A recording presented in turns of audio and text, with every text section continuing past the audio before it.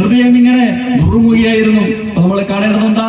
ഉപയോഗപ്പെടുത്തിക്കൊണ്ട് അങ്ങേയറ്റം നിറകെട്ട പ്രചരണത്തെ സമാനതകളില്ലാത്ത വികസന നേട്ടങ്ങളിലേക്ക് ഈ നാടിനെ നയിച്ച, ഇന്ത്യക്കകത്ത് വർഗീയ സംഘർഷങ്ങളില്ലാത്ത ഏറ്റവും നല്ല നിലയിൽ പ്രവർത്തിക്കുന്ന ഒരു സ്റ്റേറ്റ്, ആ സ്റ്റേറ്റായി കേരളം നിലയുറപ്പിച്ച ഇടതുപക്ഷ ജനാധിപത്യ മുന്നണിയെ ഇകഴ്ത്തിക്കാട്ടാനാണ് ഈ വിധമുള്ള ആളുകൾ ശ്രമിക്കുന്നത്. അതുകൊണ്ട് പ്രിയപ്പെട്ടവരെ, നമുക്ക് തിരിച്ചറിയാൻ വേണ്ടി കഴിയണം, ഈ നാടിനെ കലാപാന്തരീക്ഷത്തിലേക്ക് നയിക്കുന്നതിന് വേണ്ടിയിട്ടുള്ള ശ്രമം നടത്തുന്ന UDF സംവിധാനത്തെ, ആ UDF സംവിധാനത്തെ തിരിച്ചറിയാൻ നല്ല ജാഗ്രത നമ്മുടെ നാട് കാണിക്കേണ്ടതുണ്ട്. ഈ നാടിനകത്ത് ഏറ്റവും നല്ല നിലയിൽ നാടിന്റെ ശാന്തിയും സമാധാനവുമാണ് ലക്ഷ്യം വെക്കുന്ന ഏതെങ്കിലും ഒരു രാഷ്ട്രീയ പ്രസ്ഥാനത്തിന്റെ ഭാഗമായ ആളുകളുണ്ടെങ്കിൽ ഇടതുപക്ഷത്തോട് അഭിപ്രായ വ്യത്യാസം ഉണ്ടായിക്കോട്ടെ. പക്ഷെ നിങ്ങളെ കാണേണ്ടത്, നമ്മുടെ നാടിനകത്ത് മതത്തിന്റെ പേരിൽ ഒരാൾ പോലും ആക്രമിക്കപ്പെടുന്ന സാഹചര്യം ഉണ്ടാവരുത്. പാർട്ടിക്ക് വേണ്ടി ജീവിതം ഒഴിഞ്ഞു വെക്കുകയും ചെയ്ത ഒരുപാട് മനുഷ്യരെ നമ്മൾ അവരുടെ ഓർമ്മ ദിനങ്ങളിൽ ഇതുപോലെ ഒരുമിച്ച് കൂടി അനുസ്മരിക്കും. ഒപ്പം രക്തസാക്ഷികൾ. ആ അനുസ്മരണ യോഗങ്ങളിലൊക്കെ സഖാക്കളെ കുറിച്ച്, പാർട്ടിക്ക് വേണ്ടി ജീവിച്ചിരിക്കെ മരിച്ചുപോയവരെ കുറിച്ച്, പാർട്ടിക്ക് വേണ്ടി രക്തസാക്ഷികളായവരെ കുറിച്ച് മാത്രമല്ല പാർട്ടി പറഞ്ഞു പോവുക. അവരെ പറയുന്നതോടൊപ്പം ജീവനും ജീവിതവും അവർ നൽകിയൊരു പ്രസ്ഥാനമുണ്ട്. ഏത് പ്രസ്ഥാനത്തിന് വേണ്ടിയാണോ ജീവനും ജീവിതവും ആ സഖാക്കൾ ഒഴിഞ്ഞു വെച്ചത്, നഷ്ടപ്പെടുത്തിയത്, ആ പ്രസ്ഥാനം നേരിടുന്ന വർത്തമാനകാല വെല്ലുവിളികൾ, ആ പ്രസ്ഥാനത്തിന്റെ രാഷ്ട്രീയ പ്രസക്തി, ഇതാണ് ഇത്തരം അനുസ്മരണ യോഗങ്ങളിൽ സാധാരണ പറഞ്ഞു പോകാറുള്ളത്. പാർട്ടി വലിയ വെല്ലുവിളി നേരിട്ടുകൊണ്ടിരിക്കുന്ന ഒരു സമയത്താണ്. സാന്ദർഭികമായിരിക്കാം, നിങ്ങളും കേട്ടിട്ടുണ്ടാവും, എന്നെ കൊല്ലാനും കൊലവിളി നടത്തിയത്. ഈ തെരഞ്ഞെടുപ്പ് കഴിഞ്ഞപ്പോൾ എൻ്റെ നാട്ടിലെ അങ്ങാടിയിൽ ലീഗിൻ്റെ ആളുകളാണ് കൊലവിളി നടത്തിയത്. പക്ഷെ എന്നെ അത്ഭുതപ്പെടുത്തിയ കാര്യം, തെരഞ്ഞെടുപ്പ് കഴിഞ്ഞ് തെരഞ്ഞെടുപ്പിൻ്റെ തലേ ദിവസവും തെരഞ്ഞെടുപ്പ് ദിവസവും 2 ദിവസവും സാധാരണ മനുഷ്യന്മാർക്ക് കിട്ടാത്തൊരു സാധനം അവർക്ക് കിട്ടി. അത് എവിടുന്നാ കിട്ടിയെന്ന് എനിക്കറിയില്ല. അതിൻ്റെ ഊക്കിലാവില്ല, അത് അതിൻ്റെ വഴിക്ക് വിടുകയാണ്.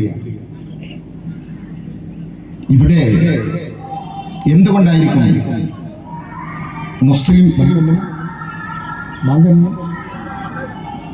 മുസ്ലിം ലീഗ് അടക്കമുള്ള ആളുകൾ, BJP-യെ പോലെയുള്ള വർഗീയ ഫാസിസ്റ്റുകൾ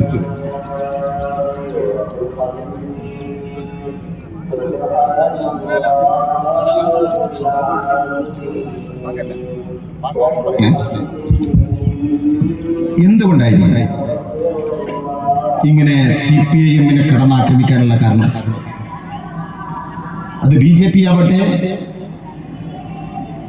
SDPI ആവട്ടെ, ജമാഅത്തെ ഇസ്ലാമി ആവട്ടെ, മുസ്ലിം ലീഗ് ആവട്ടെ, ഇപ്പോ ക്രിസംഖികളാവട്ടെ, എല്ലാ വർഗീയവാദികളും കമ്മ്യൂണിസ്റ്റ് പാർട്ടിയെയാണ് കടന്നാക്രമിച്ചുകൊണ്ടിരിക്കുന്നത്. അങ്ങനെ അവർ ആക്രമിക്കുന്നു എന്നുള്ളത് തന്നെ ഒരു മതേതര പാർട്ടി എന്നുള്ള നിലയിൽ CPM-നെ സംബന്ധിച്ചിടത്തോളം വലിയ അംഗീകാരമാണ് എന്നാണ് ഞാൻ മനസ്സിലാക്കുന്നത്. കാരണം എല്ലാ വർഗീയവാദികളുടെയും ശത്രു ഒരാളായിരിക്കും. അപ്പൊ അവർ വർഗീയതക്കെതിരാണ് എന്നുള്ളതിന്റെ കൃത്യമായ ബോധ്യമാണ്. ഈ തിരഞ്ഞെടുപ്പിൽ ആ വർഗീയവാദികളുടെ ഏകീകരണം കേരളത്തിന്റെ പല ഭാഗങ്ങളിലും നടന്നിട്ടുണ്ട്. തിരുവനന്തപുരത്ത് BJP മുനിസിപ്പാലിറ്റി പിടിച്ചടക്കി. അതിലേറെ സന്തോഷിക്കുന്നത് നമ്മുടെ നാട്ടിലെ ലീഗാണ്, ജമാഅത്തെ ഇസ്ലാമി. പറയുന്ന ഭാഷ്യം എന്താണെന്ന് വെച്ചാൽ, തിരുവനന്തപുരത്ത് CPM-ന് നഷ്ടപ്പെട്ടു, അങ്ങനെ അവർക്ക് പറയാൻ പറ്റില്ല. പക്ഷെ പകരം വന്നത് BJP-യാണ്. BJP ജയിച്ച 30-ലധികം വാർഡുകളിൽ UDF-ന്റെ വോട്ട് 100-ൽ താഴെയാണ്. നമ്മുടെ നാട്ടിലെ ചാനലുകളിൽ ചർച്ച ചെയ്യില്ല.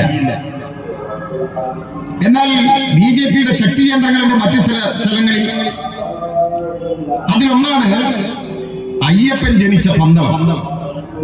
അറിയാലോ, ഈ തെരഞ്ഞെടുപ്പിലെ പ്രധാനപ്പെട്ട ഒരു പാട്ട് പോറ്റിയെ കേറ്റിയതാരപ്പ, അങ്ങനെയല്ലേ? പോറ്റിയെ കേറ്റിയതാരപ്പ. അയ്യപ്പനെ സത്യം പുറത്ത് കൊണ്ടുവരാൻ തുടങ്ങി. സത്യത്തിന്റെ പൊലിപ്പുറത്ത് കയറി അയ്യപ്പൻ വരാൻ തുടങ്ങി. ഇപ്പൊ പല ചാനലുകളിലെയും മുഖ്യ ചർച്ചയിലല്ല, പല പത്രവാർത്തകളിലെയും പോറ്റിയെ ഇപ്പൊ കാണുന്നില്ല. എന്റെ പ്രിയപ്പെട്ട മുസ്ലിം ലീഗിന്റെ സ്നേഹിതന്മാര്, കോൺഗ്രസിന്റെ സ്നേഹിതന്മാരടക്കം മനസ്സിലാക്കേണ്ടത്, ഔഫ് അബ്ദുറഹ്മാന്റെ രക്തസാക്ഷി ദിനം പറയുമ്പോ നിങ്ങൾ ഓർക്കേണ്ട മറ്റൊരു രക്തസാക്ഷിയുണ്ട്.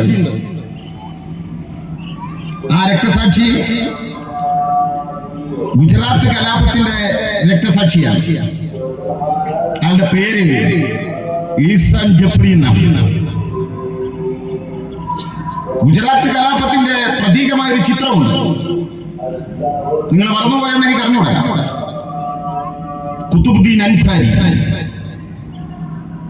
ഒരു വെള്ളിയാഴ്ച ദിവസം കലാപം നടന്നുകൊണ്ടിരിക്കുമ്പോ തൊട്ടടുത്ത പള്ളിയിൽ ജുമാ നമസ്കരിക്കാൻ വേണ്ടി പോകുന്നതിന് വേണ്ടി അടച്ചിട്ട മുറിയിൽ നിന്ന് ജീവഭയത്തോടെ മെല്ലെ പുറത്തേക്ക് ഇറങ്ങി വന്നപ്പോ അദ്ദേഹത്തിന് നേരെ കൊലക്കത്തിയുമായി ആക്രോശിച്ചു വന്ന RSSന്റെയും ബജരംഗ് ദളുകാരുടെയും മുമ്പിൽ കൂപ്പുകൈകളോടെ എന്നെ കൊല്ലരുതേ എന്ന് കെഞ്ചി അപേക്ഷ കുതുബുദ്ദീൻ അൻസാരി റോയിട്ടറിന്റെ ഫോട്ടോഗ്രാഫർ ആർക്കോ ദത്തെടുത്ത ചിത്രം ലോകത്തിലെ സകല പത്രങ്ങളിലും, ഇന്ത്യയിലെ സകല പത്രങ്ങളിലും, ലോക വാർത്താ മാധ്യമങ്ങളിൽ നിറഞ്ഞു നിന്നു. ആ ചിത്രം അത് ഗുജറാത്ത് കലാപത്തിന്റെ പ്രതീകമായി. ആ കുതുബുദ്ദീൻ അൻസാരി ഒരിക്കൽ കേരളത്തിൽ വന്നു, കോഴിക്കോട് വന്നു. ഞാൻ അദ്ദേഹത്തെ കണ്ടിരുന്നു. അദ്ദേഹം കോഴിക്കോട് വന്നപ്പോ പാരമൗണ്ട് ഹോട്ടലിൽ വെച്ച് ഞങ്ങൾ ഒരുമിച്ച് ഭക്ഷണം കഴിച്ചുകൊണ്ടിരിക്കുമ്പോ അദ്ദേഹം പറഞ്ഞൊരു വാക്ക് ഞാൻ ഇപ്പോഴും ഓർക്കുന്നു. അദ്ദേഹം പറഞ്ഞു, എനിക്കൊരാളെ കാണണം. ആരെ കാണുന്നതാണ് കുതുബുദ്ദീൻ അൻസാരി പറഞ്ഞത്? കേരളത്തിലെ മത നേതൃത്വങ്ങളെയല്ല, മതസംഘടനകളുടെയോ മുസ്ലിം രാഷ്ട്രീയക്കാരെയോ കാണണം എന്നല്ല കുതുബുദ്ദീൻ അൻസാരി പറഞ്ഞത്. അദ്ദേഹം പറഞ്ഞത്, എനിക്ക് കണ്ണൂരിന്റെ പ്രിയപ്പെട്ട ജയരാജിനെ ഒന്ന് കാണണം.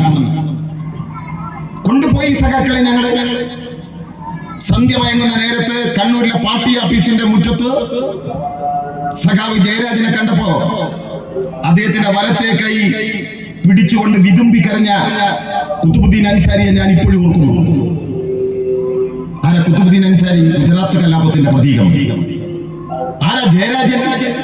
ജന്മം കൊണ്ട് ഹിന്ദു അടിവരായിട്ട് പറയണം, കർമ്മം കൊണ്ട് കമ്മ്യൂണിസ്റ്റുകാർ. ആരാ ജയരാജന്റെ കൈ വെട്ടി മാറ്റിയത്? അദ്ദേഹത്തിന്റെ വലത്തെ കൈ കൊണ്ട് സ്വന്തം ശരീരത്തിന്റെ ഷർട്ടിന്റെ ബട്ടൺ പോലും അഴിക്കാൻ കഴിയില്ല. അൻസാരി പറഞ്ഞു, എനിക്ക് അദ്ദേഹത്തിന്റെ കൈ ഒന്ന് കാണണം. ഞങ്ങൾ അയച്ചു കൊടുത്തത് ആ ബട്ടൺ കാണിച്ചു കൊടുത്തു.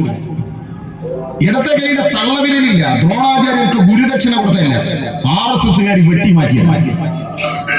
ആരാണ് RSS? പ്രസംഗം കേൾക്കുന്ന മുസ്ലിം ലീഗിന് അറിയോ? ജമാഅത്ത് ഇസ്ലാമിക്ക് അറിയോ? 1925 ഇന്ത്യയിൽ രൂപം കൊണ്ട വർഗീയ ഫാസിസ്റ്റ് സംഘടനയാണ് RSS.